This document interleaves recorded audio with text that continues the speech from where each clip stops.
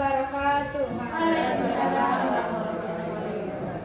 Alhamdulillahirabbil alamin wassalatu wassalamu ala asrofil anbiya'i wal mursalin wa ala alihi wa ashabihi ajmain. Asyhadu an la ilaha illallah wahdahu la syarikalah wa asyhadu anna Muhammadan abduhu wa rasuluh sallallahu alaihi wasallam la nabiyya ba'da amma ba'du. Puji dan syukur marilah kita ucapkan kehadirat Allah Subhanahu wa taala yang telah memberikan kita nikmat dan rahmat-Nya sehingga kita dapat berkumpul di ruangan ini dalam rangka presentasi yang akan dilaksanakan oleh Ibu Hermiwati SPD. Salawat dan salam marilah kita kirimkan kepada Nabi Muhammad sallallahu alaihi wasallam dengan mengucapkan lafaz Allahumma sholli ala sayyidina Muhammad wa ala ali sayyidina Muhammad. Semoga selawat yang kita sampaikan menjadi syafaat yaumil akhir nantinya. Amin amin ya rabbal alamin. Baiklah, tanpa memperpanjang kata-kata mukadimah, marilah kita dengarkan presentasi yang akan disampaikan oleh Ibu Hermiwati SPD tentang penyebaran budaya positif disiplin tanpa kekerasan. Kepada Ibu Hermiwati SPD disilakan. Assalamualaikum warahmatullahi wabarakatuh. Waalaikumsalam.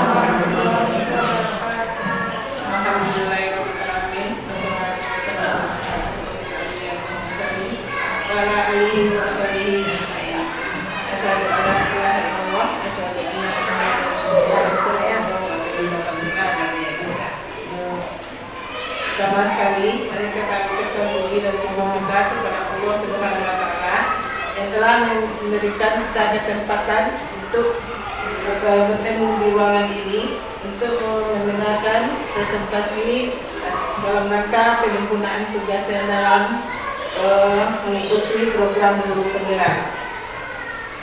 Selanjutnya, selawat beserta salam kita kirimkan kepada Nabi kita, yakni Nabi Muhammad sallallahu alaihi wasallam.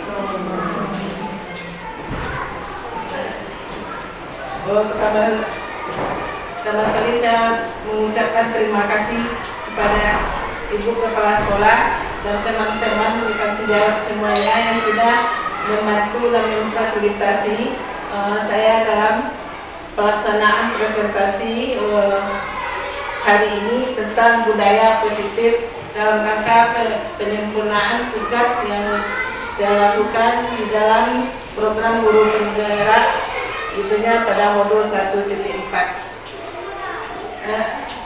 Untuk lebih banyak mempersingkat waktu, langsung saja pada materinya, itunya budaya positif disiplin tanpa kekerasan. Latar belakang kegiatan ini, itunya adanya krisis karakter yang sangat mengkhawatirkan sehingga dianggap budaya positif itu perlu diterapkan sebagai pembiasaan. Yang kedua, masih rendahnya disiplin anak terhadap peraturan yang ada. Yang ketiga, sebagai tagihan kepada CGP rekognisi untuk melakukan pembiasaan terhadap rekan sejawat dan guru di sekolah. Jadi ini memang tugas kami untuk berbagi yang kami dapat di dalam pembelajaran program guru penggerak. Lanjut.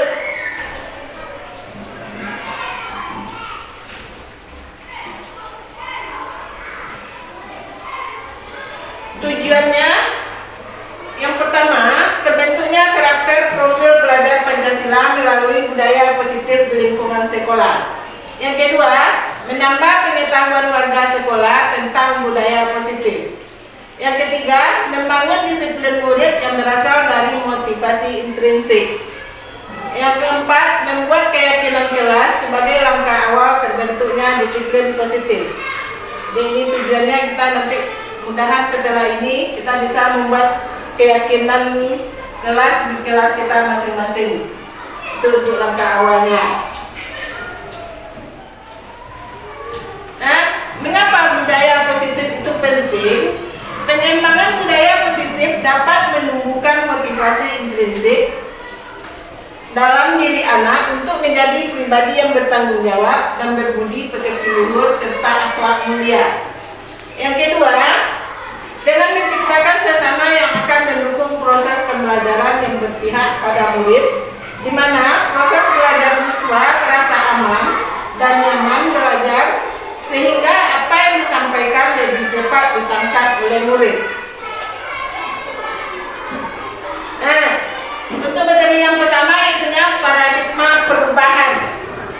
Jadi kita dimintanya untuk melakukan perubahan. Dalam membangun budaya positif, sekolah dapat menyediakan lingkungan yang positif, aman dan nyaman agar siswa mampu berpikir, bertindak, dan mencipta dengan merdeka, mandiri, dan bertanggung jawab. Selama ini, barangkali kita sebagai guru merasa berkewajiban mengontrol perilaku siswa agar memiliki perilaku sesuai yang kita harapkan. Ini mungkin saya sendiri juga selama ini kita sifatnya hanya menghukum, tetapi setelah dipelajari kita salah. Makanya dia mengatakan paradigma perubahan. Ini, guru sering memberikan hukuman. Itu memang kenyataannya kita selama ini seperti itu. Saya sendiri saya mengakui seperti itu. Guru sering memberi hukuman kepada siswa yang melakukan kesalahan dan memberikan imbalan terhadap perbuatan baik yang dilakukan siswa. Kita merasa bahwa kita bisa mengontrol murid kita. Umumnya, disiplin sangat berkaitan dengan kontrol guru terhadap siswa. Ini seperti yang tadi itu, guru sering menghukum dan jarang memberikan imbalan kepada siswa. Itu kalau saya lihat memang seperti itu, dan juga saya sendiri juga seperti itu. Mungkin itulah yang harus kita rubah dari sekarang. Bagaimana kita angsur-angsur cara merubahnya. Ini menurut Profesor Dr. William, dalam kontrol teori terdapat beberapa miskonsepsi tentang kontrol. Yaitu yang pertama, ilusi guru mengontrol murid. Nah, kita dapat memaksa murid untuk berbuat jikalau murid tersebut memilih untuk tidak melakukannya. Setelah itu, ilusi bahwa semua perbuatan positif, efektif, dan bermanfaat. Perbuatan positif atau bujukan adalah bentuk-bentuk kontrol. Segala usaha untuk mempengaruhi murid agar mengulangi suatu perilaku tertentu adalah suatu usaha mengontrol murid. Jadi kita ini ya, makanya Kiai Jadwantara bilang kita berpihak kepada murid. Kita banyak membujuk siswa, banyak membujuk murid, jangan selalu dengan kata kasar pada murid. Jadi memang guru ini harus bersikap lembut, itulah kalau dia dimintanya. Jadi kita jangan menghukum murid ya. Kalau murid tidak mau melakukan sesuatu, berarti kita harus membujuknya bagaimana caranya bisa dia untuk melakukan tanpa melakukan kekerasan. Lanjut, yang menurut Kleiser itu, ilusi bahwa kritik dan membuat orang merasa bersalah dapat menguatkan karakter. Menggunakan kritik dan rasa bersalah untuk mengontrol murid menuju pada identitas gagal. Mereka belajar untuk merasa buruk tentang diri mereka. Selanjutnya yang terakhir, yaitunya ilusi bahwa orang dewasa memiliki hak untuk memaksa. Kan selama ini yang kita terapkan, kita merasa orang dewasa ini punya hak untuk memaksa. Tapi setelah kita lihat ini, berarti kita salah melakukannya selama ini. Nah, paradigma yang seperti di atas itulah yang harus dirubah dengan menggunakan pendekatan teori kontrol. Jadi sekarang kita renung-renungkan, ya enggak yang 5 tadi biasanya kita terapkan. Kalau ya, berarti kita angsur-angsur untuk merubahnya. Yang 5 tadi, yang pertama itu ilusi kontrol guru mengontrol murid. Yang kedua, ilusi bahwa semua perbuatan positif, efektif, dan bermanfaat. Yang ketiga ini ilusi bahwa kritik dan membuat orang merasa bersalah dapat menguatkan karakter. Jadi ini salah ini yang kita lakukan selama ini. Yang keempat, ilusi bahwa orang dewasa memiliki hak untuk memaksa. Jadi walaupun dia anak kecil, jadi kita tidak boleh memaksanya. Makanya ini paradigma yang salah dalam yang selama ini, yang harus kita rubah. Lanjut, Bagaimana seseorang bisa berubah dari paradigma stimulus ke respon kepedean dekatan teori kontrol? Menurut Stephen ini ada juga cara bila kita ingin membuat kemajuan perlahan sedikit-sedikit, ubahlah sikap atau perilaku Anda. Jadi kita ubah perilaku kita dulu, baru kita bisa merubah perilaku sesuai kita. Namun bila kita ingin memperbaiki cara-cara utama kita, maka kita perlu mengubah kerangka acuan kita. Ubahlah bagaimana Anda melihat dunia, bagaimana Anda berpikir tentang manusia. Ubahlah paradigma Anda, skema pemahaman dan penjelasan aspek-aspek tertentu tentang realitas. Nah, itu menurut motivasi yang dia kasih untuk kita, untuk saya merubah diri kita. Nah, ini perhatikan tabel di samping untuk memahami stimulus respon lawan teori kontrol tentang dunia. Stimulus responnya realitas atau kebutuhan kita sama, sementara dari teori kontrol kebutuhan kita berbeda. Karena semuanya kita itu sama kebutuhannya. Nah, yang kedua, semua orang melihat hal yang sama. Menurut teori kontrol, setiap orang memiliki gambaran berbeda. Yang ketiga, kita mencoba mengubah orang agar berpandangan sama dengan kita. Karena bisa kita merubah orang itu pandangan yang baik semuanya sama kita. Jadi makanya stimulus respon itu salah selama ini. Sedangkan menurut teori kontrol, kita berusaha memahami pandangan orang lain tentang dunia. Yang keempat, perilaku buruk dilihat sebagai suatu kesalahan. Sedangkan menurut teori kontrol, semua perilaku memiliki tujuan. Jadi perilaku buruk, tentunya anak-anak yang suka berjalanan di dalam kelas, kan menurut kita kan perilaku buruk. Tapi nyatanya itu jangan kita lihat dari satu sudut pandang saja. Kita harus melihat dari sudut pandang lain. Apa tujuannya dia berjalan? Berarti kita harus mempelajari sikap dari anak itu masing-masing. Yang keempat, orang lain bisa mengontrol saya. Hanya Anda yang bisa mengontrol diri Anda. Yang selanjutnya, saya bisa mengontrol orang lain. Menurut teori kontrol, Anda tidak bisa mengontrol orang lain.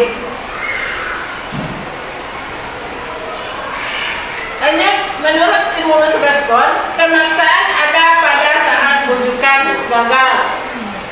Menurut teori kontrol, kolaborasi dan konsensus menciptakan pilihan-pilihan baru. Terakhir, model berpikir menang atau kalah. Sementara kalau teori kontrol, kita berpikir harus menang, menang, dan menang. Jangan pernah belum lagi kita berusaha, kita sudah merasa kalah. Walaupun kita kalah, kita tetap menstimulus kita menang. Jadi itu perbedaannya. Nah, berdasarkan teori kontrol, bahwa semua perilaku memiliki tujuan, termasuk perilaku siswa. Perilaku itu terkait untuk memenuhi kebutuhan dasar manusia. Jadi bagaimana menurut Kiai Dewantara, siswa kalau dari dulu kita bilang manusia ini lahir dengan kertas putih. Sementara itu sudah dipatahkan oleh pendapat Kiai Dewantara bahwa manusia ini lahir dengan tulisan yang pudar-pudar. Jadi kita yang akan menebalkan tulisan itu. Jadi tidak ada lagi yang mengatakan bahwa manusia lahir dengan kertas putih. Lanjut. Ketika guru sudah mampu memahami kebutuhan dasar setiap siswa, langkah-langkah yang dilakukan adalah dengan menerapkan disiplin positif. Jadi berarti langkah pertama kita dulu harus memahami kebutuhan dasar setiap siswa. Kita pahami dulu apa kebutuhan dasarnya, baru kita akan menerapkan positif, itunya kesenangan, cinta dan kasih sayang, kebebasan dan penguasaan.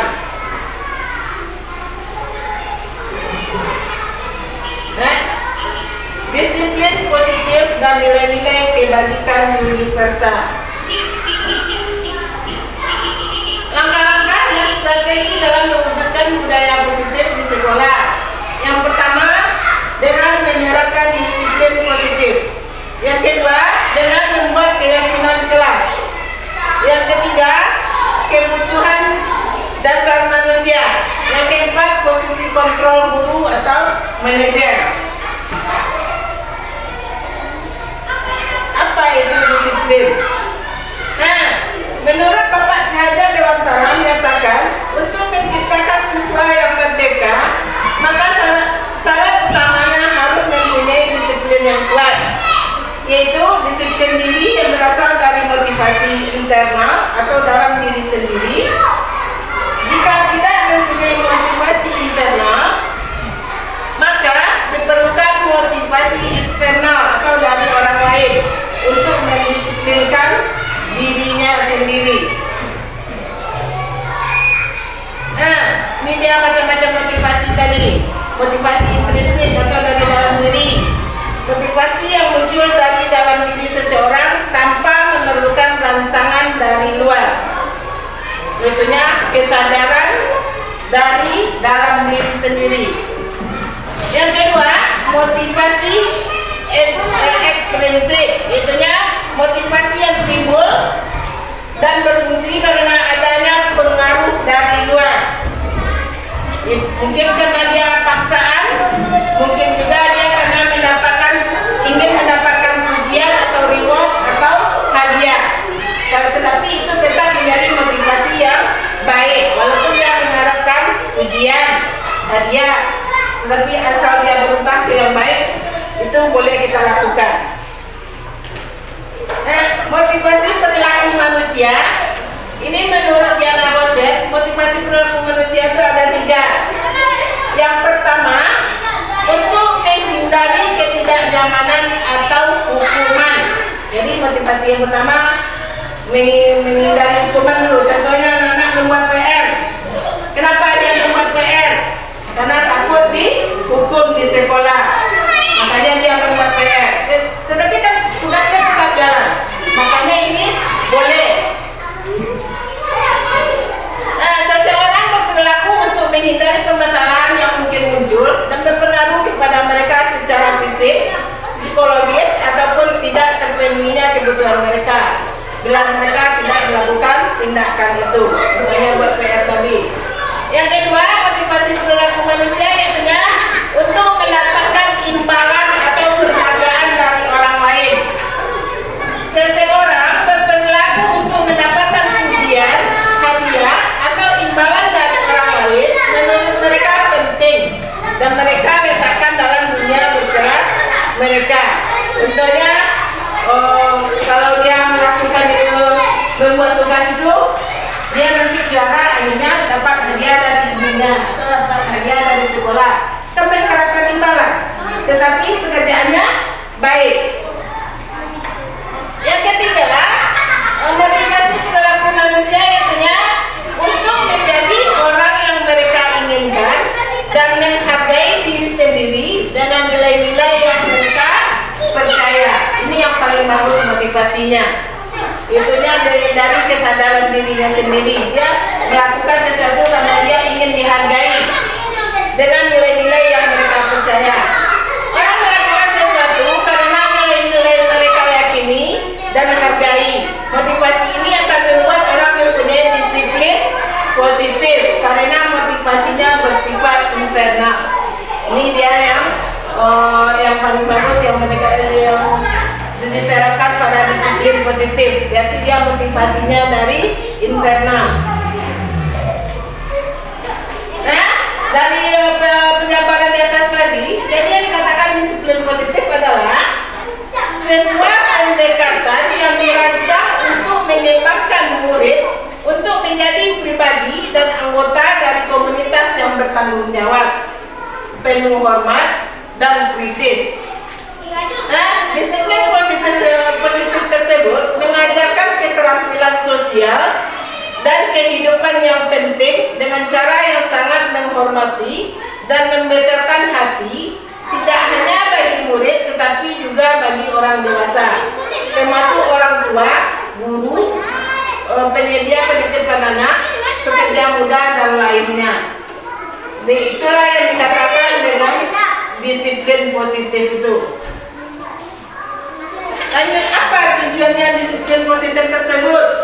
Disiplin positif tersebut bertujuan untuk menanamkan motivasi kepada siswa kita agar mereka menjadi orang yang mereka inginkan dan menghargai diri sendiri dengan nilai-nilai yang mereka percaya. Motivasi ini berasal dari diri siswa atau internal, sehingga akan berdampak jangka panjang dan tidak akan terpengaruh dengan adanya hukuman dan hadiah. Jadi ini yang diharapkan kepada anak kita yang harus kita tanamkan.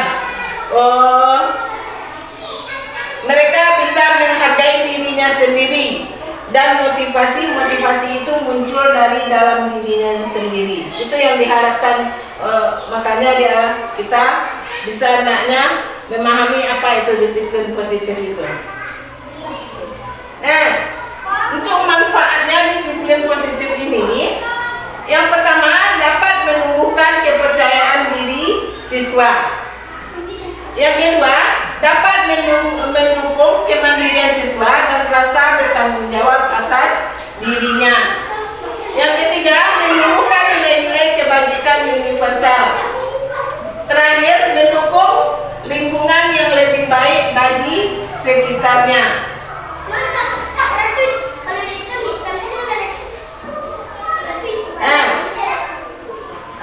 Nilai kebajikan adalah sifat-sifat positif manusia yang merupakan tujuan mulia yang ingin dicapai setiap individu.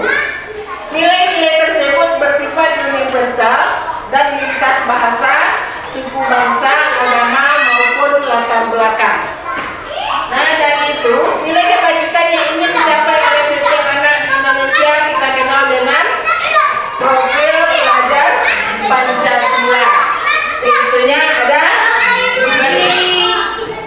iman, bertakwa, kepada Tuhan Yang Maha Esa serta berakhlak mulia.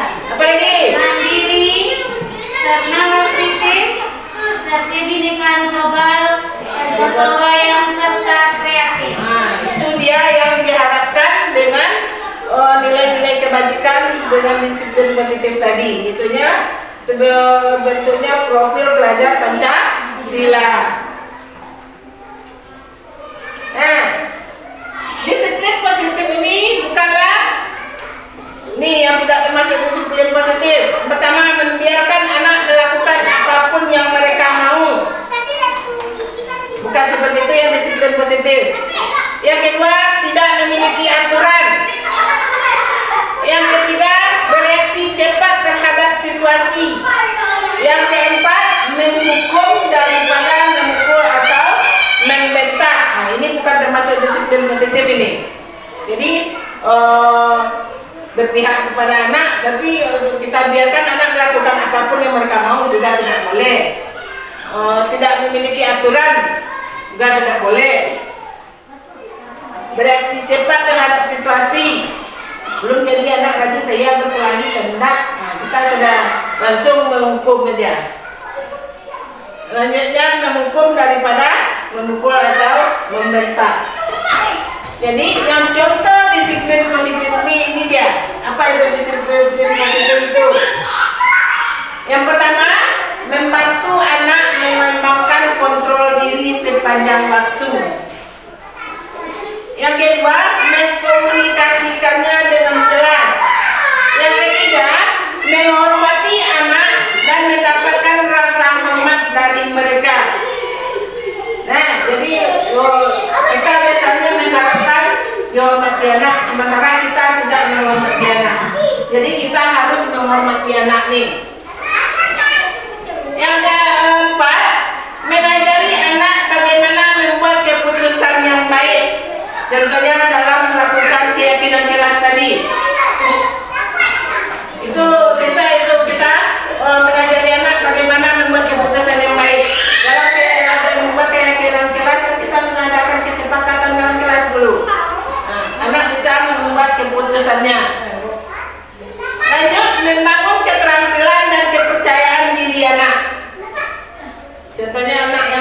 maju ke depan. Kita harus gimana cara membuat trik-trik, gimana caranya anak ini harus percaya diri ke depan. Lanjut yang terakhir, mengajarkan sikap respek anak terhadap perasaan orang lain. Jadi kita harus mengajarkan kepada anak gimana dia menjaga perasaan temannya, menjaga perasaan saudaranya. Itulah tugas kita di dalam contoh disiplin positif ini.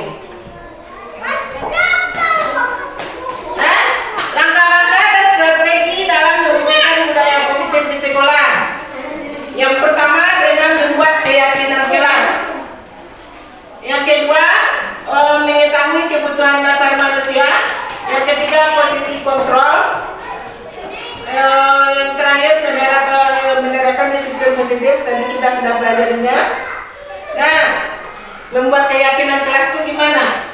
Ini membuat keyakinan kelas merupakan nilai-nilai kebajikan atau prinsip-prinsip universal yang disepakati bersama secara universal. Lepas dari latar belakang, suku, negara, bahasa maupun agama. Keyakinan akan lebih termotivasi seseorang dari dalam atau motivasi secara intrinsik. Jadi keyakinan kelas ini, kalau kita biasanya kan peraturan yang membuat siapa?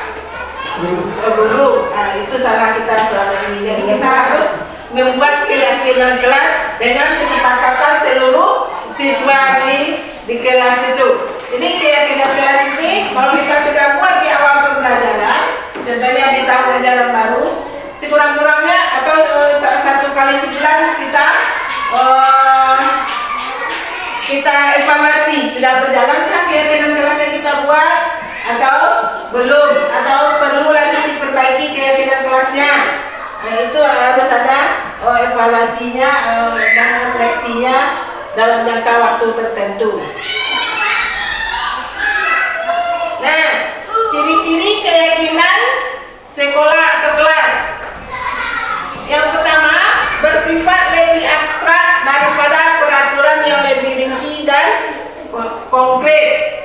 Yang kedua, keyakinan kelas berupa pernyataan-pernyataan universal yang dibuat dalam bentuk kalimat positif.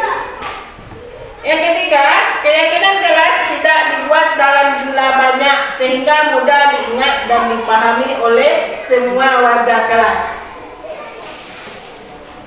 Yang keempat, keyakinan kelas merupakan sesuatu yang dapat diterapkan di lingkungan kelas tersebut. Yang kelima, pembuatan keyakinan melibatkan semua warga kelas melalui kegiatan curah pendapat. Terakhir, keyakinan kelas ditinjau kembali dalam waktu ke waktu, seperti yang sudah kita katakan tadi. Jadi, apakah sama keyakinan kelas 1 dengan kelas 6? Tidak. Nah, tidak, karena dia lain warganya, lain pula keyakinan yang dia buat. Jadi untuk keyakinan kelas ini kita buat di warga kelas kita masing-masing. Itu tidak bisa sama antara kelas 1 sampai kelas 6. Lanjut, prosedur pembentukan keyakinan sekolah atau kelas tersebut. Gimana prosedurnya? Yang pertama, warga sekolah atau murid-murid di sekolah kelas bercurah pendapat tentang peraturan yang perlu disepakati di sekolah atau di kelas tersebut. Kita apakan dulu di warga kelasnya, apa yang perlu kita buat kesepakatan, aturan apa yang perlu kita buat di dalam kelasnya masing-masing. Lanjut, setelah itu mencatat semua masukan-masukan para warga sekolah di papan tulis atau di kertas. Yang ketiga, menyusun keyakinan kelas sesuai prosedur pembentukan keyakinan kelas, dan bila kalimat-kalimat dalam bentuk negatif menjadi positif. Jadi dalam keyakinan kelas ini tidak boleh memakai kata negatif. Contohnya melarang, tidak, itu tidak boleh dipakai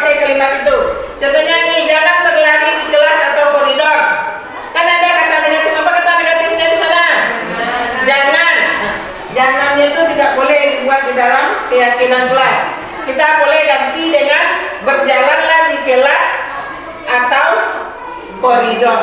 Jadi tidak boleh memakai kata negatif di dalam keyakinan kelas. Contohnya jangan membuang sampah sembarangan. Apa seharusnya itu?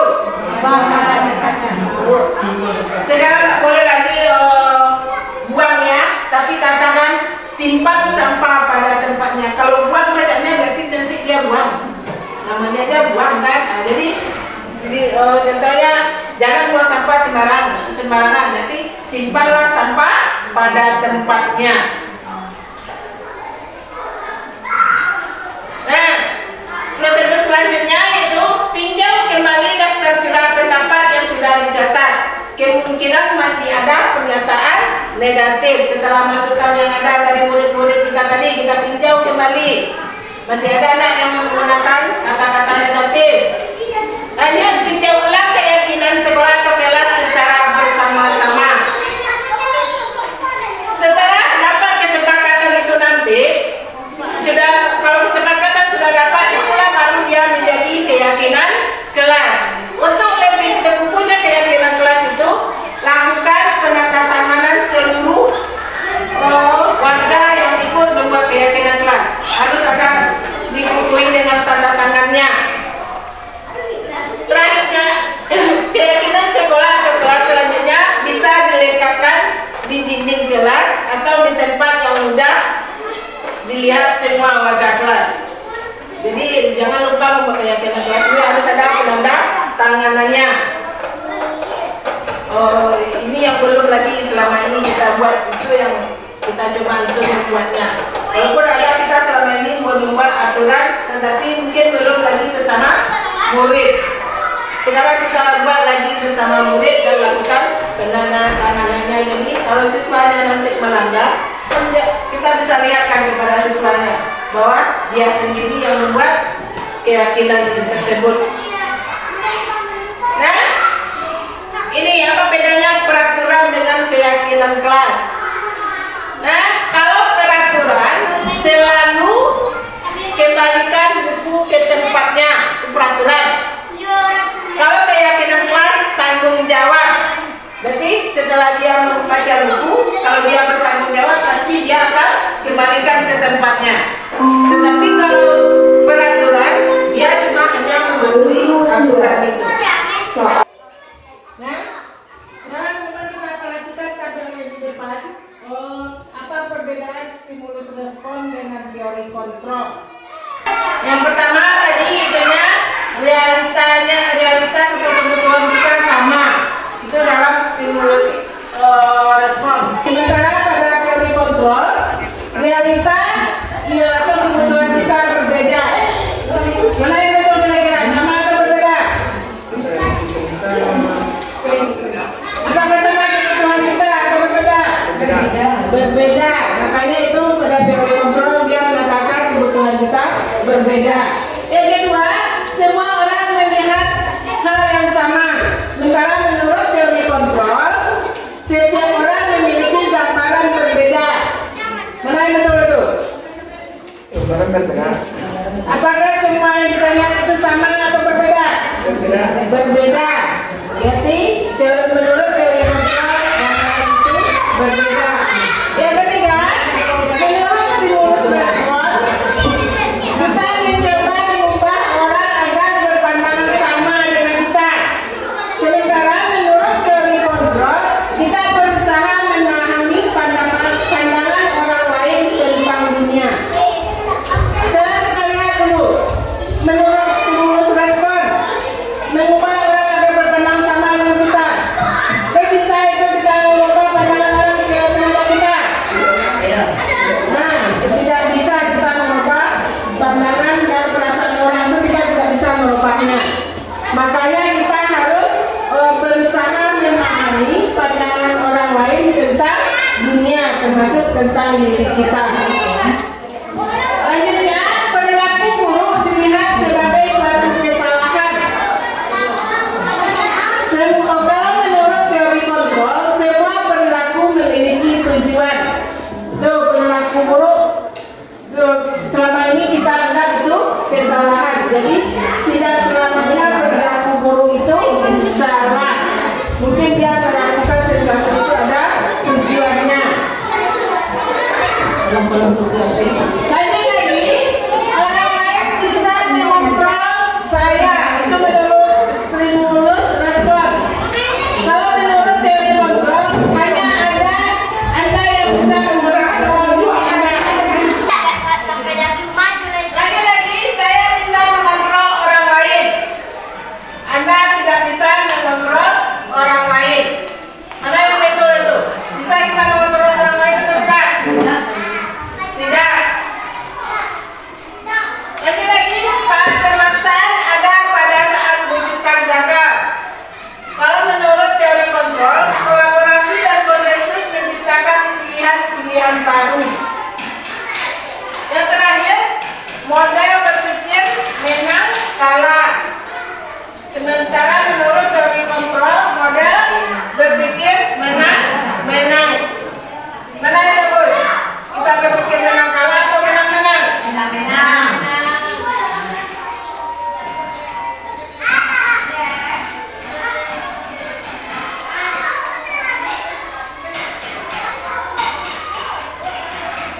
Nah, ini lagi peraturan dengan keyakinan jelas. Apa bedanya peraturan dengan keyakinan jelas? Pertama, peraturan selalu kembalikan buku ke tempatnya. Sementara kalau kalimat keyakinan jelas intinya tanggung jawab. Yang kedua, dilarang mengganggu orang lain. Kalau pada keyakinan jelas kalimatnya menghormati orang lain. Yang ketiga, hadir di sekolah 15 menit sebelum pembelajaran dimulai. Kalau menurut kalimat keyakinan jelas adalah menghormati orang lain dan berkomitmen. Jadi kita harus berkomitmen berapa lama sebelum belajar kita datang di sekolah. Selanjutnya, contoh peraturan dilarang melakukan kekerasan. Kalau kalimat pada keyakinan jelas, keselamatan, menghormati orang lain. Jadi pada peraturan ada kata-kata negatifnya, yaitu kata apa yang ada di dalam kata negatifnya di situ? Kata dilarang. Pada keyakinan jelas kita tidak boleh menggunakan kata negatif. Yang kelima, dilarang menggunakan narkoba. Ini ada lagi kata negatifnya. Sementara kalau pada keyakinan jelas, kesehatan. Yang keenam, bergantian atau menunggu giliran. Kalau kalimat pada keyakinan jelas adalah menghormati orang lain dan bersabar. Yang ketujuh, gunakan masker. Sama tadi dengan itunya kesehatan dan juga keselamatan. Yang kedelapan, jangan berlari di kelas atau koridor. Pada kalimat di keyakinan jelas gunakan keselamatan dan keamanan. Hilangkan kata jangannya. Kita tidak boleh menggunakan kata negatif. Nah, lagi tadi untuk disiplin positif itu kita perhatikan pertama dari keyakinan jelas. Lanjut lagi kebutuhan dasar manusia. Apa menurut William Glasser, terdapat 5 kebutuhan dasar manusia, yaitu yang pertama kebutuhan untuk bertahan hidup. Yang kedua, kebutuhan cinta dan kasih sayang atau kebutuhan untuk diterima. Yang ketiga, kebutuhan penguasaan, kebutuhan pengakuan atas kemampuan. Yang keempat, kebutuhan kebebasan, kebutuhan akal akan pilihan. Yang terakhir, kebutuhan kesenangan. Itunya kebutuhan untuk merasa senang. Nah, yang pertama tadi kebutuhan bertahan hidup. Merupakan kebutuhan yang bersifat fisiologis untuk bertahan hidup. Misalnya untuk kesehatan, kita butuh rumah dan makanan. Nah, yang kedua, itunya kebutuhan cinta dan kasih sayang.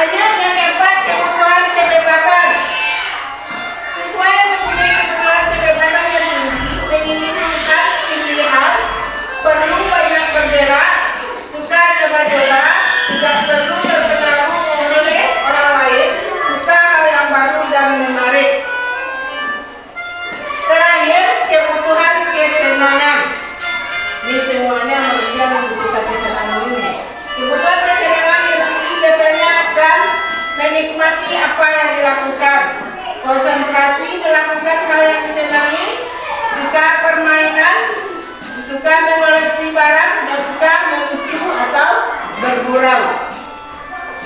Jadi dalam penerapan disiplin positif itu kita harus juga memperhatikan kebutuhan dasar manusia tadi. Nah, lanjutnya untuk menerapkan disiplin positif itu kita harus tahu posisi kontrol kita lagi, posisi kontrol guru. Nah, menurut Dian Boset terdapat 5 posisi kontrol seorang guru terhadap siswanya. Yang pertama, penghukum. Yang kedua, membuat orang merasa bersalah. Yang ketiga, posisinya sebagai teman. Yang keempat, posisinya sebagai monitor atau pemantau. Yang kelima, posisinya sebagai manajer. Selama ini mana posisi kita? Mana posisi kita selama ini? Penghukum. Rata-rata kita selama ini posisi kita pada penghukum dan juga membuat anak merasa bersalah. Nah, tetapi setelah saya pelajari dan selanjutnya ini salah, kita salah di posisi kontrol seperti ini. Nah, posisi penghukum, seorang penghukum dapat menggunakan hukuman fisik dan verbal. Guru yang menjalankan posisi penghukum akan berkata, patuhi aturan saya atau awas nanti. Ya betul itu sama sih. Itu yang dia makanya posisi kita pada posisi penghukum ini tidak baik.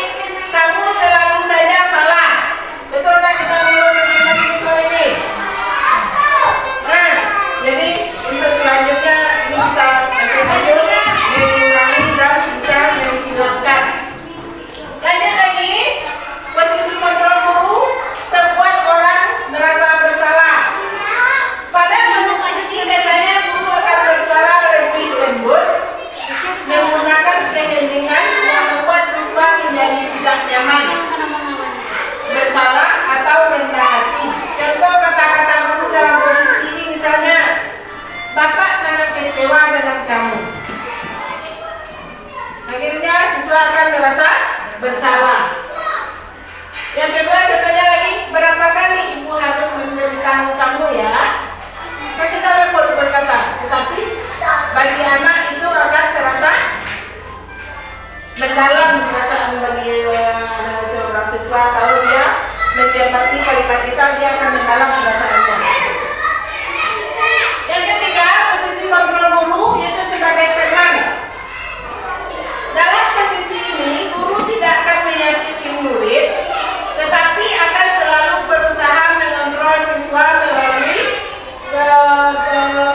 perasaannya. Posisi ini dapat berdampak positif dan negatif. Positif berupa hubungan yang baik antara guru dan siswa. Contohnya kalau posisi positifnya, kata-kata kita, ayo bantulah Deni ibu ya. Yang kedua contohnya lagi, ayo ingat tidak semua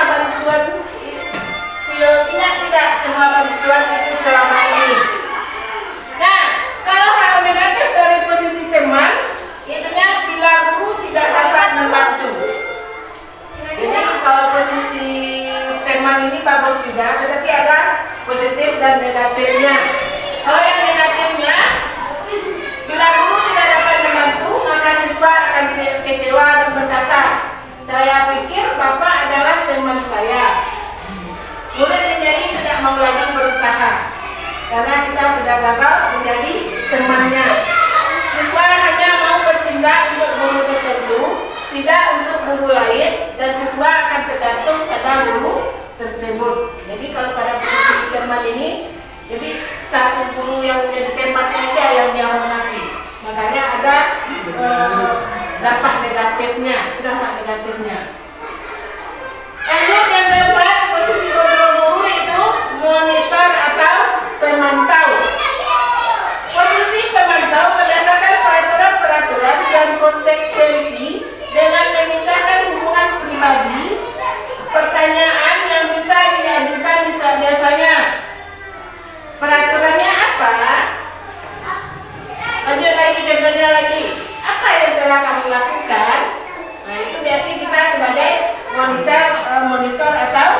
memantau. Pada posisi ini guru akan terlihat lebih bagus. Nah, posisi guru selanjutnya ininya posisi kontrol pada manajer, merupakan posisi mentor di mana guru berbuat bersama dengan murid, mengajak siswa mempertanggungjawabkan perilakunya, mendukung siswa menemukan solusi atas permasalahan sendiri. Murid diajak menganalisis kebutuhan dirinya dan kebutuhan orang lain. Yang terpenting adalah kolaborasi dengan siswa. Kata-kata kalau seorang manajer yaitu yang pertama, apa yang kita yakini. Yang kedua, apa yang kamu yakini. Yang ketiga, jika kamu meyakininya, apakah kamu bersedia memperbaikinya. Yang keempat, jika kamu memperbaikinya, hal ini menunjukkan apa tentang dirimu. Apa rencanamu untuk memperbaikinya? Nah, seorang manajer tidak untuk mengatur perilaku siswanya, tetapi untuk membimbing murid agar dapat mengatur dirinya.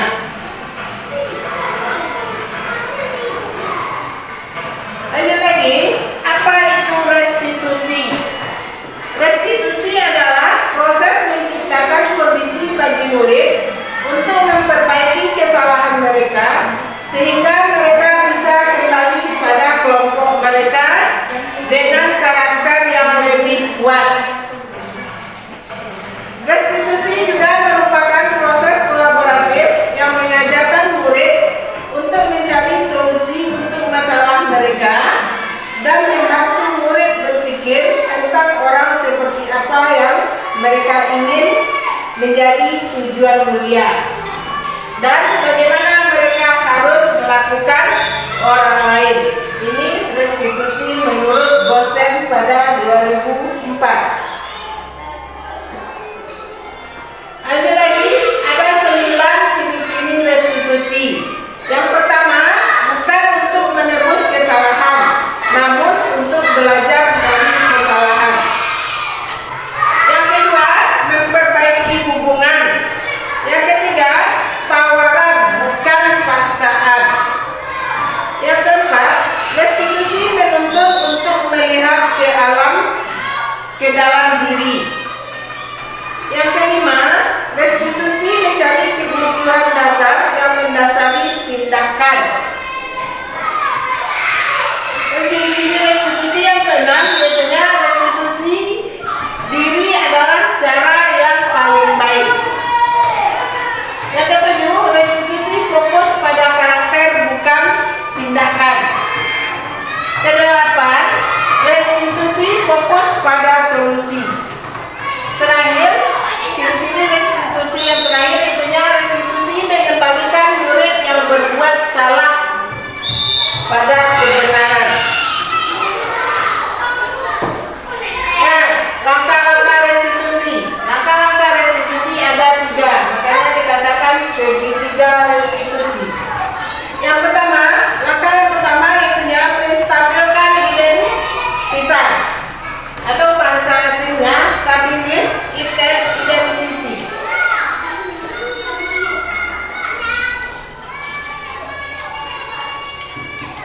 Pada langkah ini, setiap orang pasti pernah melakukan kesalahan. Lanjut kalimatnya yang kedua, kamu bukan satu-satunya yang pernah melakukan ini. Nah, lanjut langkah yang kedua, validasi tindakan yang salah atau bahasa aslinya validate the misbehavior. Pada langkah ini, pertanyaan yang tepat itunya, kamu tentu punya alasan mengapa melakukan itu. Kalimatnya yang kedua contohnya lagi, adakah cara yang lebih efektif untuk mendapatkan apa yang kamu butuhkan? Nah, langkah restitusi yang ketiga, yaitu menanyakan keyakinan atau seek the belief. Contoh kalimat tanya yang baik pada langkah yang ketiga ini adalah nilai-nilai apa yang telah kita sepakati. Yang kedua contohnya lagi, kamu ingin menjadi orang yang seperti apa? itu langkah-langkah restitusi, itunya yang disebut dengan segitiga restitusi. Yang pertama tadi menstabilkan identitas. Menstabilkan identitas untuk membuat anak merasa gagal karena berbuat salah menjadi positif terhadap dirinya. Peserta didik diajak untuk tenang dan kembali ke suasana hati di mana proses belajar dan penyelesaian masalah bisa kita lakukan. Tadi sudah kita ada dua contoh kalimat atau kata-kata yang tepat pada menstabilkan identitas. Lanjut, ini masih ada lagi contoh kalimat yang bisa kita pakai pada menstabilkan identitas. Yang pertama, berbuat salah itu hal yang manusiawi. Yang kedua, contoh kalimatnya lagi, tidak ada manusia yang sempurna. Yang ketiga, contohnya lagi, papa ibu sudah buat salah. Kita pasti bisa menyelesaikan permasalahan ini. Lanjut lagi contoh kalimatnya, papa ibu tidak tertarik untuk mencari tahu siapa yang benar, siapa yang salah.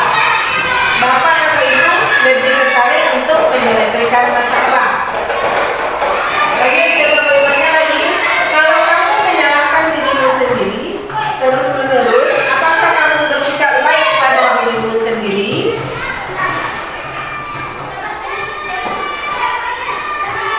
Langkah restitusi yang kedua tadi itunya, langkah restitusi yang ketiga tadi itunya menanyakan keyakinan. Menanyakan keyakinan, anak melihat kesalahannya dihubungkan dengan norma sosial dan nilai-nilai yang mendasari manusia berintegrasi dengan orang lain. Contoh kata-kata dalam menanyakan keyakinan.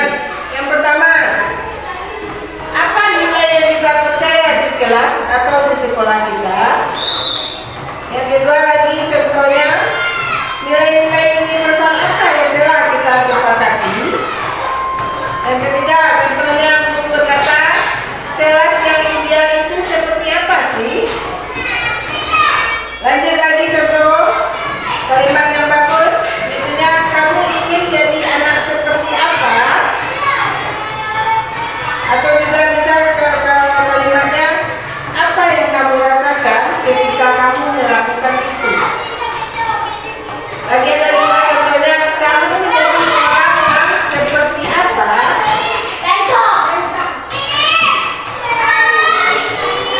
Ini ada tabel tindakan guru atau hukuman atau konsekuensi.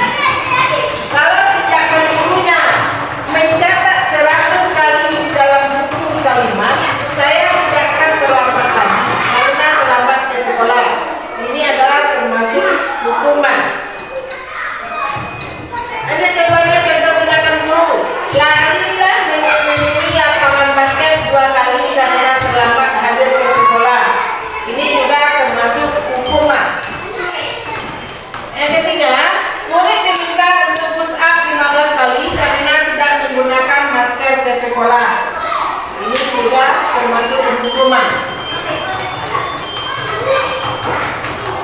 Lanjut lagi, mengaktifkan kertas teman yang telah dicoret-coret. Ini adalah konsekuensi.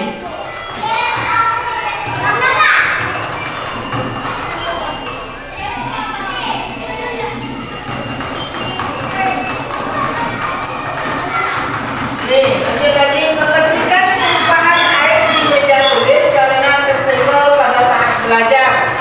Ini termasuk konsekuensi karena kesalahan kita, jadi kita yang membersihkan. Itu makanya konsekuensi, ini bukan hukuman. Lanjut lagi, contohnya murid disuruh untuk tidak mengenakan sepatu sehari di sekolah karena tidak mengenakan sepatu hitam. Kalau ini namanya hukuman. Ini itu langkah-langkah restitusi.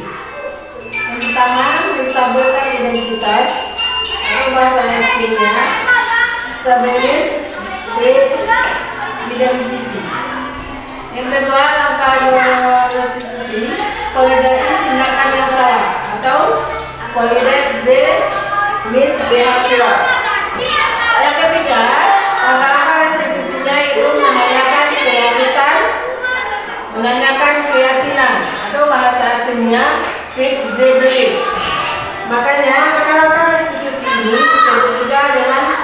3 restitusi karena mempunyai 3 langkah restitusi. Yang pertama tadi langkah restitusi intinya menstabilkan identitas. Di sini untuk membuat anak yang merasa gagal karena berbuat salah menjadi positif terhadap dirinya, peserta didik diajak untuk tenang dan kembali ke suasana hati di mana proses belajar dan penyelesaian masalah bisa kita lakukan. Jadi peserta didik di sini diajak untuk tenang dan kembali ke suasana di mana proses belajarnya yang sesuai dengan kemauan atau kemauan peserta didik tersebut. Kata-kata yang lebih tepat yang harus dikatakan pada menstabilkan identitas ini, kata-kata yang bagusnya itu yang pertama contohnya berbuat salah itu hal yang manusiawi. Yang kedua kata-kata yang bisa kita gunakan lagi, tidak ada manusia yang sempurna. Ini kata-kata yang bisa kita gunakan lagi, bapak atau ibu juga pernah berbuat salah. Bisa juga kita gunakan kata-kata kita pasti bisa menyelesaikan permasalahan ini.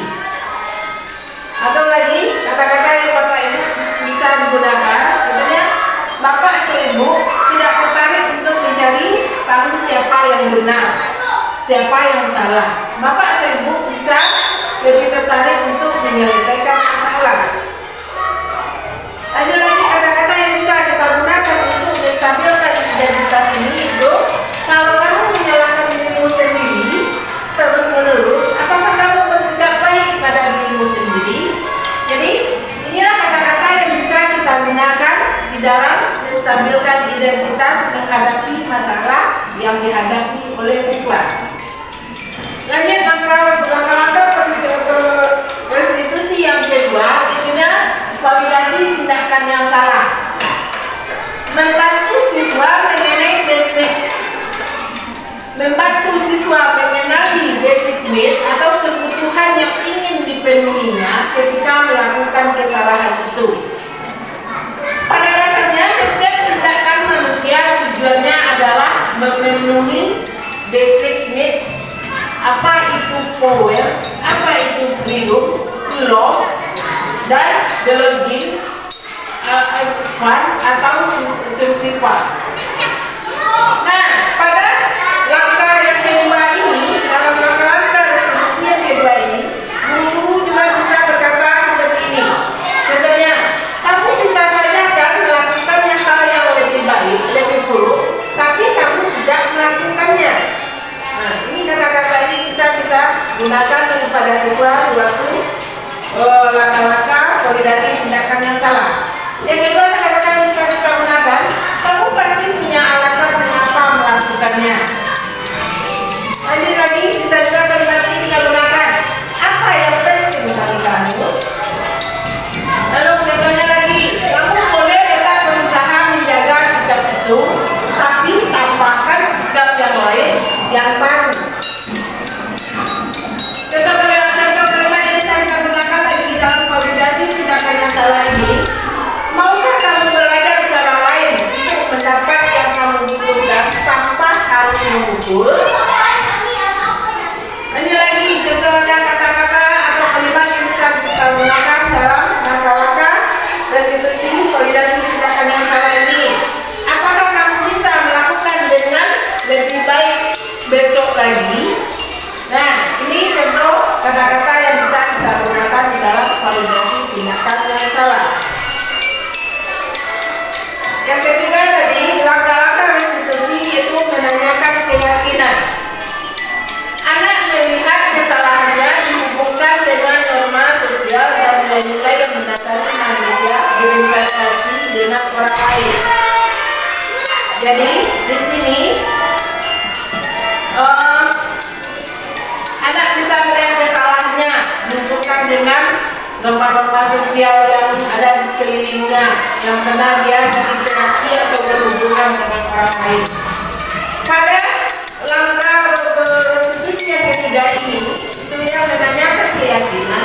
Kata-kata yang bisa kita pakai ini ada contoh rujukannya. Yang pertama, apa nilai yang kita percaya di kelas atau di sekolah Jadi kata-kata ini bisa kita gunakan di dalam menanyakan keyakinannya. Yang kedua lagi katanya, nilai-nilai universal apa yang telah kita sepakati? Yang ketiga lagi, kelas yang ideal itu seperti apa sih?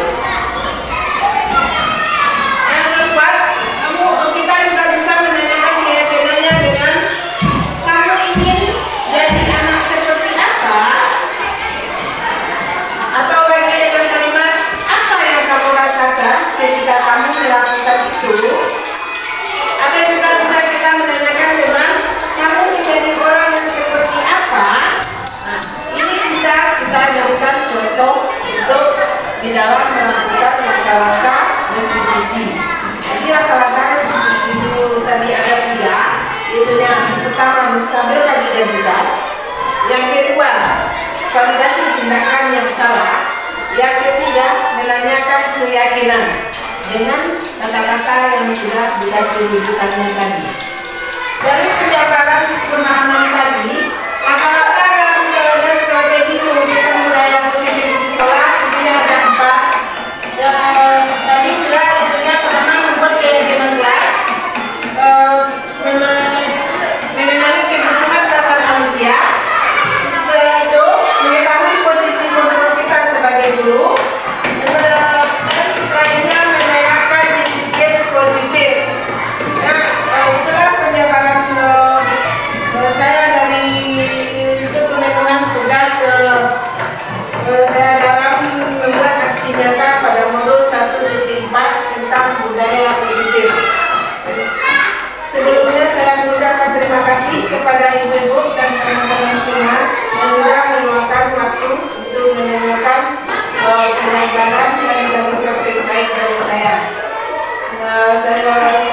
Dan juga saya mohon maaf apabila dalam penyampaian tadi ada kata-kata saya yang salah dan tidak terletak pada tempatnya. Saya mohon maaf dengan sebesar-besarnya. Saya sudahi dengan membaca Assalamualaikum warahmatullahi wabarakatuh.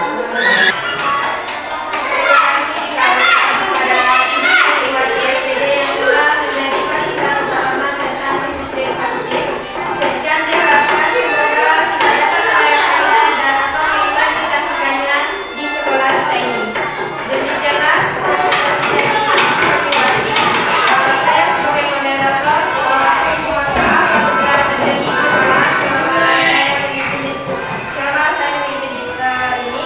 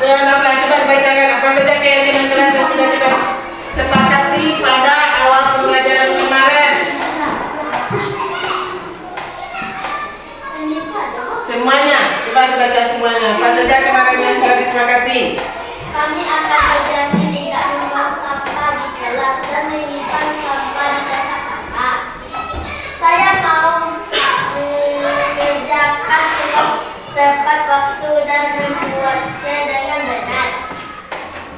Setelah senang baca doa dan tahfiz lalu baru belajar. Kami akan berjanji masuk ruang kelas dengan mengetuk pintu dan ucapan salam. Mengumpulkan uang kas setiap hari kami berjumlah 2.000. Kami akan menabung seminggu hari Sabtu minimal 2.000. Kami akan bersama-sama menjaga kelas kami. Kami akan berjanji datang tepat waktu, hadir setiap hari kecuali sakit dan izin. Sesudah senam kami menunggu guru di dalam kelas dan sesudah istirahat. Dan itu keyakinan kelas kita kemarin. Ada kira-kira yang perlu kita tambah? Ada yang mau kasih masukan lagi? Ada yang mau ditambah? Ada? Boleh. Ibu kasih kertas lagi apa yang mau ditambah? Nah, kira-kira mau ditambah, boleh kita tambah dulu. Atau nanti ada yang akan kita kurangi ini.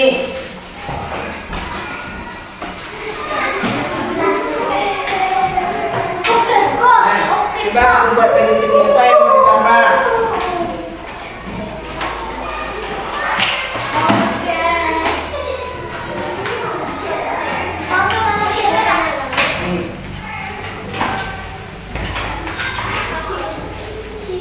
Buat berapa banyaknya, semuanya apa-apa saja yang rasanya ketemu tambah, tulis saja semuanya itu sekarang. Satu aja kertasnya, semua apa-apa yang kamu kata.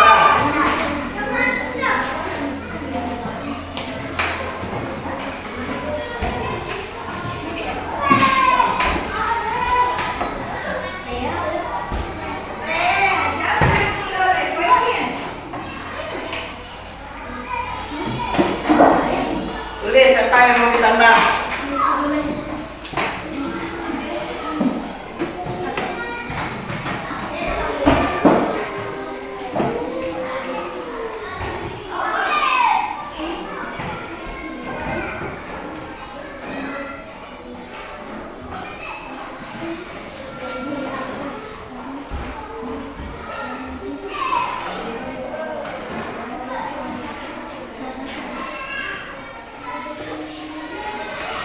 Dan bagi yang sudah boleh ditempel ke depan, tempelkan dari dekat-dekat ini semuanya dulu.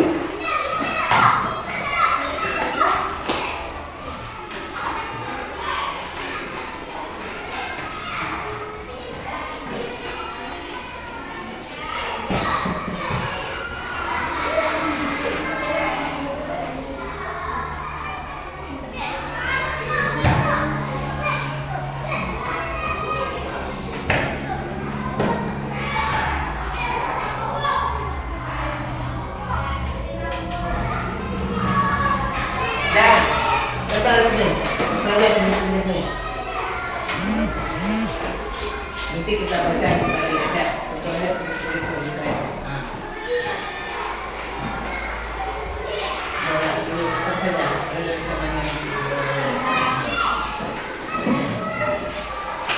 Belajar semuanya di sini.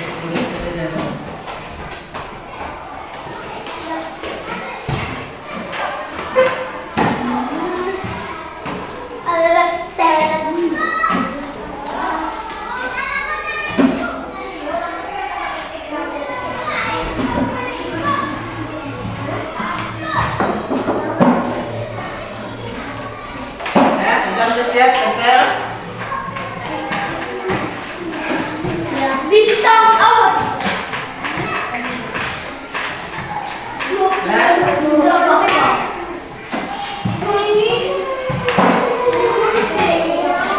Habis, sudah siap, yuk.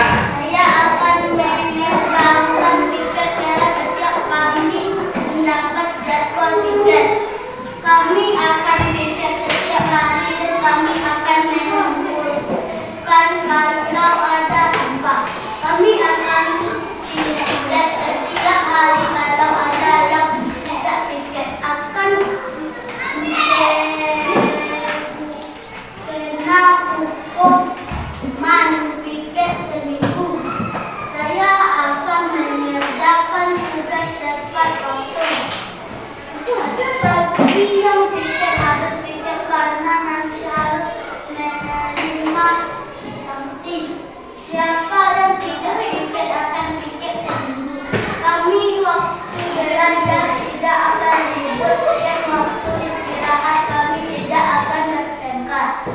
Kami akan membawa baju olahraga setiap hari Senin. Kami akan membawa baju olahraga setiap hari Senin. Dan setelah kamu tambahkan apa yang pertama di sini? Apa saja yang sudah dikatakan? Apa?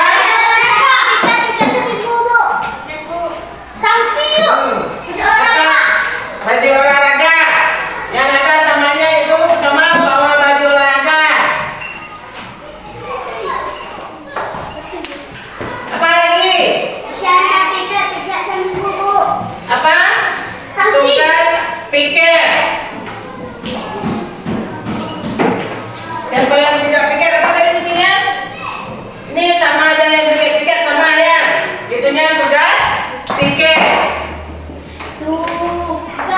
Apa lagi tadi yang ada tambahnya? Yang tidak boleh bertengkar.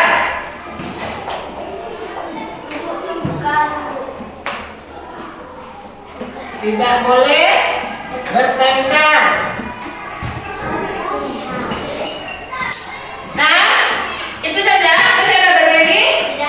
Tidak. Sekarang kita perhatikan lagi keyakinan kelasnya kita ini. Setelah ibu mempelajarinya, kiranya dalam pembuatan keyakinan kelas ini tidak ada boleh memakai kata negatif. Tahu kamu kata negatif? Kata negatif, kata positif. Jadi dalam pembuat keyakinan kelas ini hanya cuma memakai kata positif, tidak boleh memakai kata negatif. Apa itu kata negatif? Kata kasar apa lagi? Kata baik dan tidak baik. Satu lagi apa yang kata negatif itu? Kata yang buruk. Apa lagi? Apa lagi? Kata yang tidak baik. Udah tadi. Apa lagi? Nah, yang dimaksud kata negatif di sini adalah kata yang menggunakan kata tidak, jangan, melarang. Itu namanya kata negatif. Jadi kita tidak boleh menggunakan kata tidak di dalam keyakinan kelas ini. Tidak boleh menggunakan kata melarang. Tidak boleh menggunakan kata jangan. Sekarang kita perhatikan lagi satu-satu keyakinan kelas kita. Mana yang perlu kita perbaiki kira-kira? Yang pertama tadi, kami akan berjanji tidak membuang sampah di kelas dan membuang sampah di tempat sampah. Ada kata negatif di sana? Ada. Apa tadi? Kami akan berjanji tidak membuang sampah. Berarti ada kata negatifnya. Apa kalimatnya yang bagus jadinya? Nah, kita ganti dia kalimat ini, tapi maksud dari keyakinan kita tetap kita menyimpan sampah pada tempatnya. Jadi cukup dengan kata itu saja. Jadi kita ganti dia menyimpan sampah pada tempat sampah. Ada kata negatif di sini? Nah, tidak. Kita ganti dia menyimpan sampah pada tempat sampah.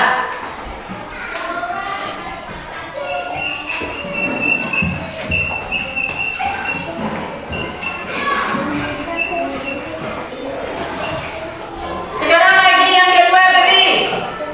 Saya mau menjaga saya mau mengerjakan tugas tepat waktu dan membuatnya dengan benar. Ada kata negatif? Tidak, betul. Ini setelah saya baca doa dan tahfiz lalu baru belajar. Ada kata negatif? Tidak. Ini kami akan berjanji masuk ruang kelas dengan mengetuk pintu dan ucapan salam. Ada kata negatif? Tidak. Mengumpulkan uang kas setiap hari Kamis berjumlah 2.000. Tidak. Kami akan menabung 2 kali seminggu hari Sabtu uang minimal 2.000. Sekarang kita menabung berapa? Setiap hari apa? Setiap hari. Apakah masih bisa kita pakai keyakinan ini? Tidak. Jadi keyakinan ini kita hilangkan lagi karena kita menabung setiap hari. Nah, apa lagi? Kami akan bersama-sama menjaga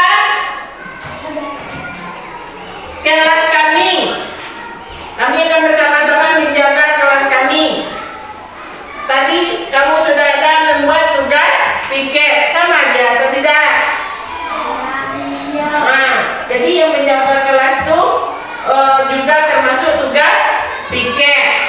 Nah, nanti kita satukan ya. Kami akan berjanji datang tepat waktu, hadir setiap hari kecuali sakit dan izin. Ini ada kata kecuali. Kata positif atau negatif? Negatif. Apa sebaiknya kata-kata yang kita pakai untuk kalimat ini? Apa sebaiknya? Ini kan berjanji tepat waktu, berarti itu menghargai waktu. Jadi kata yang tepat di sini apa lebih baik? Kami berjanji menghargai waktu. Jadi kalau sudah kita berjanji menghargai waktu itu, nanti bisa kita, kalau kita tidak bisa hadir, berarti kita kasih kabar. Berarti kan kita menghargai itu. Nah, jadi tidak perlu kita buatkan lagi kecuali sakit dan izinnya. Dan cukup dengan kata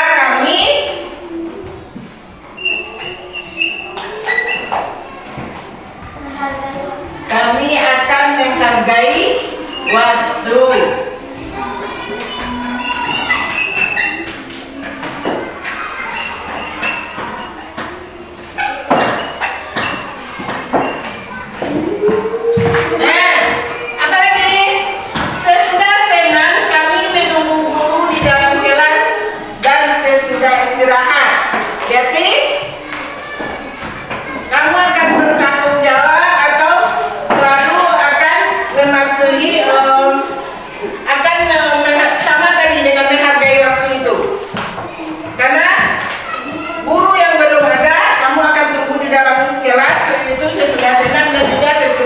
Istirahat ini juga termasuk menghargai waktu dan menghargai sesama apa itu?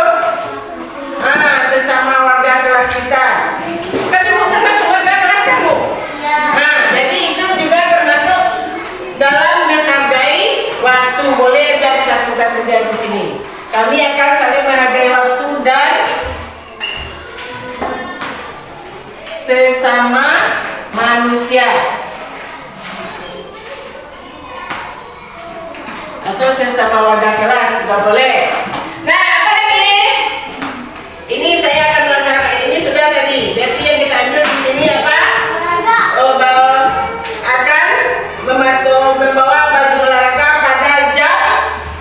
Apakah setiap hari membawa baju olahraga? Tidak. Membawa baju olahraga pada jam olahraga. Bukan pada hari Senin yang dibuat. Mana tahu nanti olahraga kamu diganti. Jadi kamu buat hari Senin saja. Itu tak dapat jadinya keyakinan kelas kita. Jadi bagusnya apa? Membawa baju olahraga pada jam olahraga. Nah, sudah termasuk semuanya.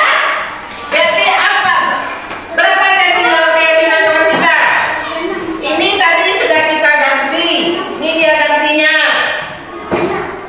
Ya berikan, ini gantinya. Yang ini tetap, ini tetap. Yang ini tetap, ini tetap. Jadi yang ini sudah kita tulis di sana. Jadi keyakinan kelas kita ada jadinya. Pertama, saya mau menjaga dalam tugas tepat waktu dan membuatnya dengan benar. Saya mau mengerjakan tugas tepat waktu dan membuatnya dengan benar. Setelah itu, setelah senang baca doa dan tahfiz lalu baru belajar. Kami akan menjanji masuk ruang kelas dengan mengetuk pintu dan ucapkan salam. Mengumpulkan ruang kelas setiap hari Kamis. Kami akan bersama menjaga kelas kami. Nah, ini sudah termasuk dengan piket ya langsung. Kami akan berjanji datang tepat waktu. Ini kita ganti tadi ya. Kami akan menghargai waktu. Sesudah senang kami menunggu guru di kelas dan sesudah istirahat. Sama dengan kami akan menghargai waktu. Jadi ini yang kurang tepat tadi baru. Tidak boleh. Mana tadi? Kami akan bersama-sama menjaga sesuai jadwalnya. Nah, jadi di sini ditambah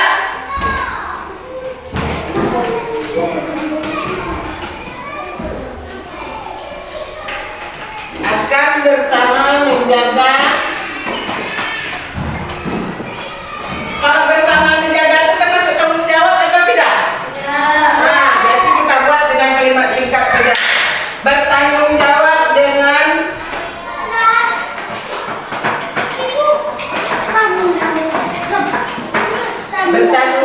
dengan tugas dan kelas kami.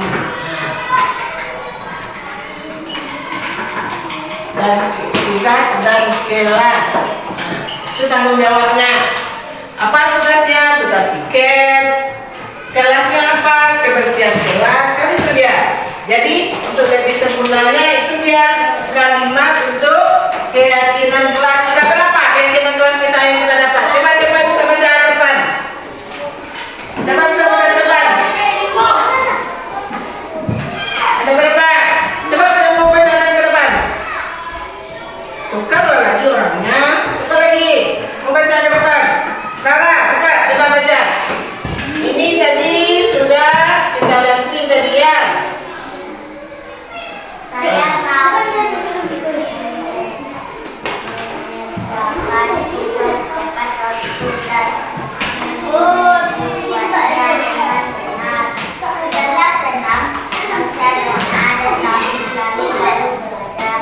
kami akan menjauhi masuk kelas dengan mengikuti dan bersikap salah.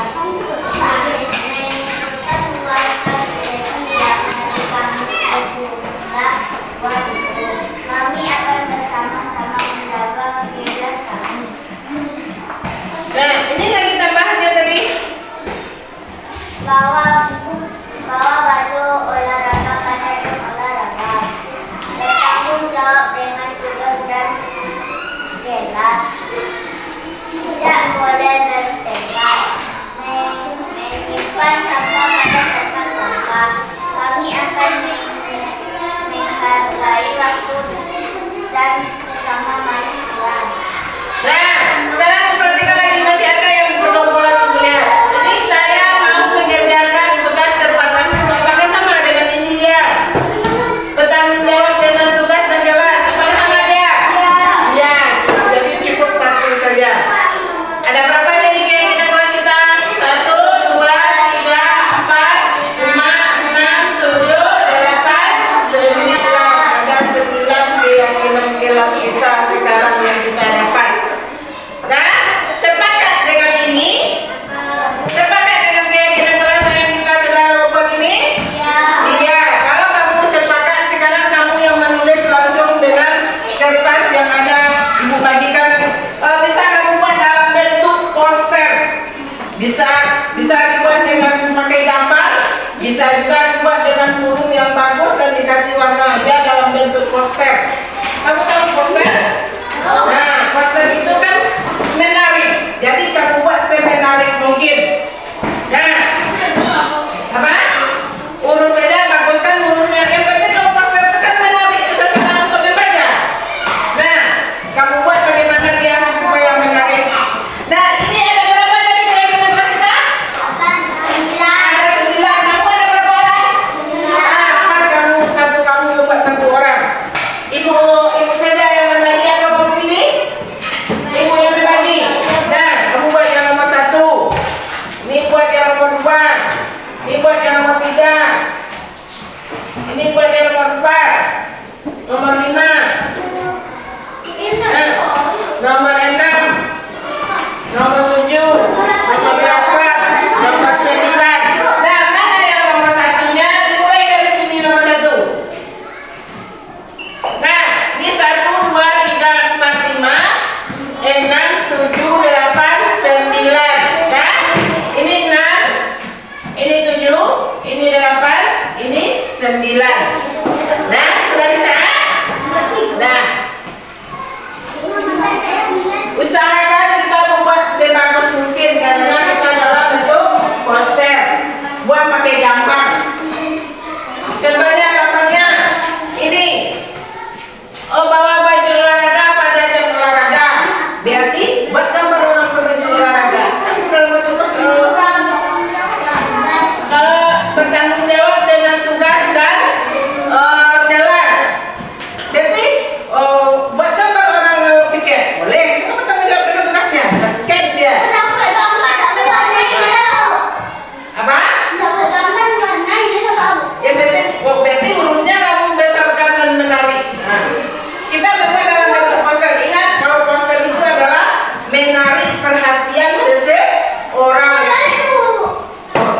berlebih itu. Ini lagi saja.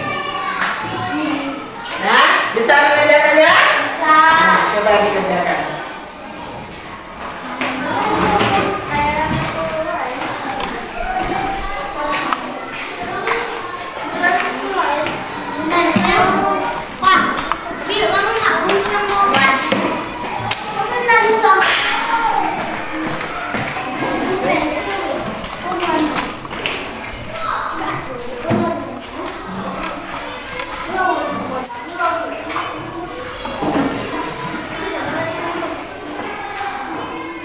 Ibu kasih waktu 10 menit bisa?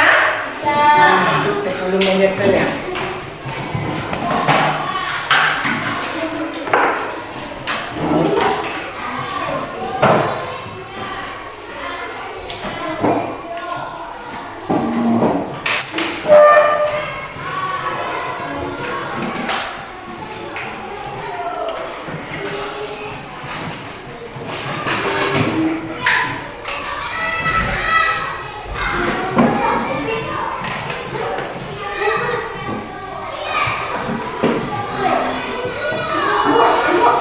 Udah bau usul.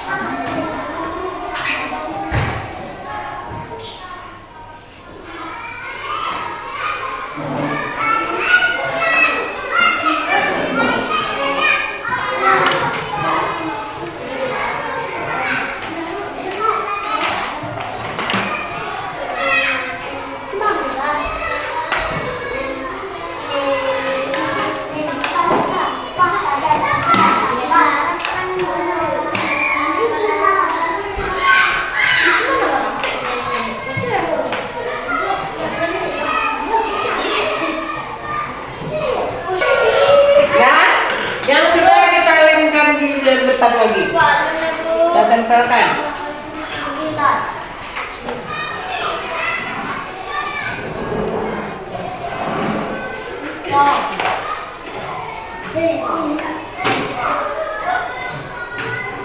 Nah, kasih warna.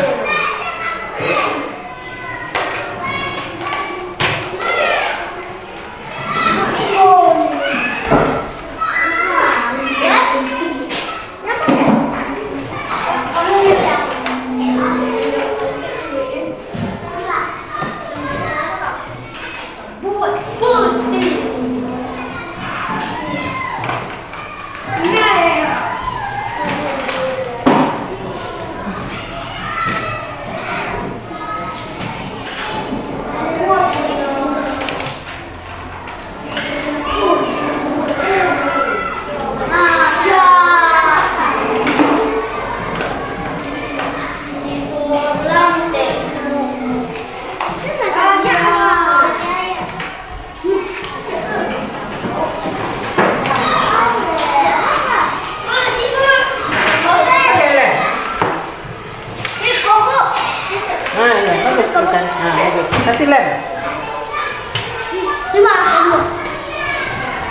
Dirapatkan di sini, kasihkan dulu.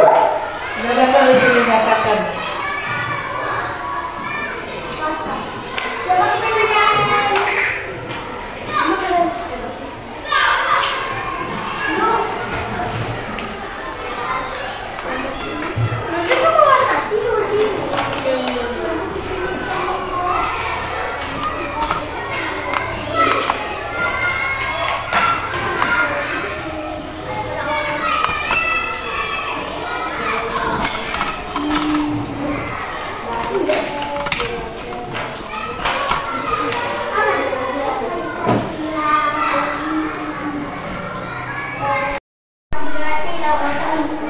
Kita tempelkan dia di sini. Tunggu, kita laki-laki kan membagi nanti. Bagus ya.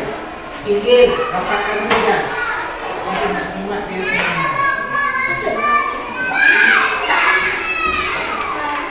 Nah, lagi.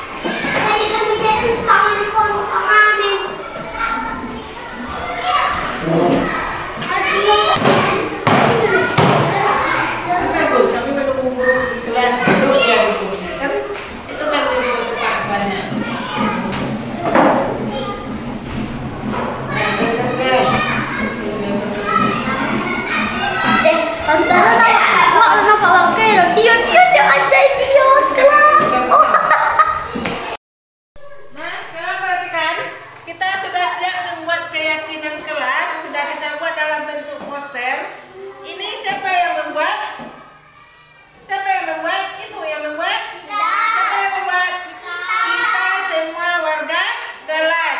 Nah, untuk lebih bertanggung jawabnya dengan keyakinan kelas yang sudah kita buat, yang sudah kita sepakati, kita tanda tangani. Ini berarti semuanya kita bertanggung jawab.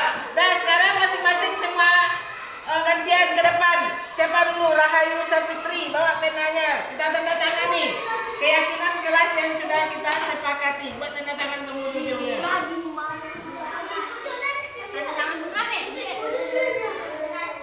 Nah, lanjut.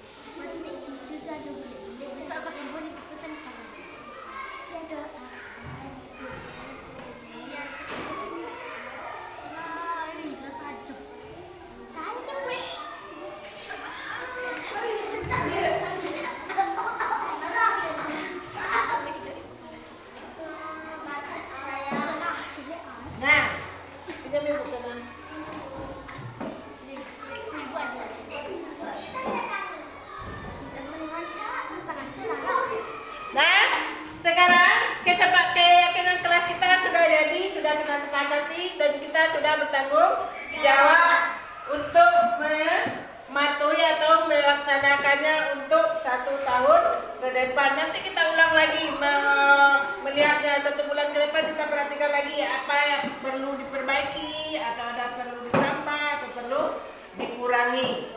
Nah, ini tanggung jawab siapa melaksanakannya? Tanggung jawab kita semua. Begitu juga dengan di sekolah. Kita harus bertanggung jawab ikut kegiatan sekolah apa saja, bukan di kelas saja ya.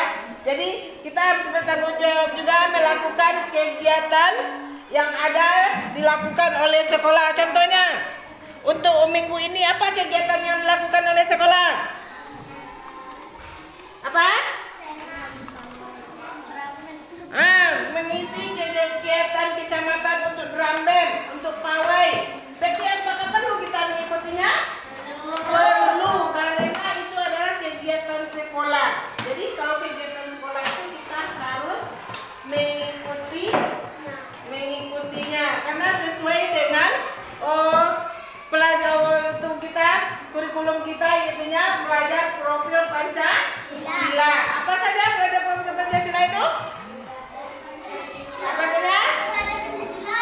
Apa saja dia yang terkait dengan belajar profil Pancasila itu? Apa? Beriman dan bertakwa kepada Tuhan Yang Maha Esa. Apa lagi? Berakhlak mulia. Apa lagi?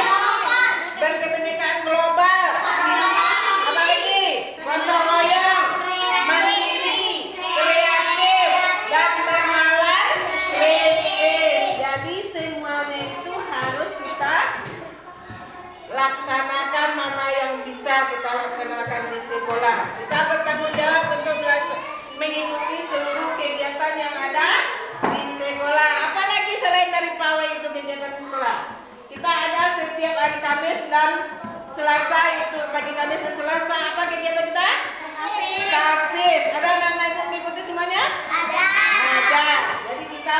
wajib bertanggung jawab mengikuti kegiatan yang ada di sekolah kita. Kalau tahfiz itu termasuk kemana dia itu? Termasuk kemana dia? Beriman dan bertakwa kepada Tuhan Yang Maha Esa. Jadi kita sudah melakukan profil belajar Pancasila? Sudah. Dengan kamu mengikuti kegiatan tahfiz, berarti kamu sudah melaksanakan belajar profil Pancasila. Artinya beriman dan bertakwa kepada Tuhan Yang Maha Esa. Dan untuk selanjutnya, bagi yang belum mengikuti sekarang, tolong diikuti kegiatan tersebut. Dan sekarang keyakinan kelas kita sudah jadi. Ini tanggung jawab kita untuk melaksanakan. Tanggung jawab kamu atau tanggung jawab ibu? Tanggung jawab kita semua warga kelasnya. Dan mudah-mudahan ini bisa, yang kita sepakati bisa kita lakukan bersama.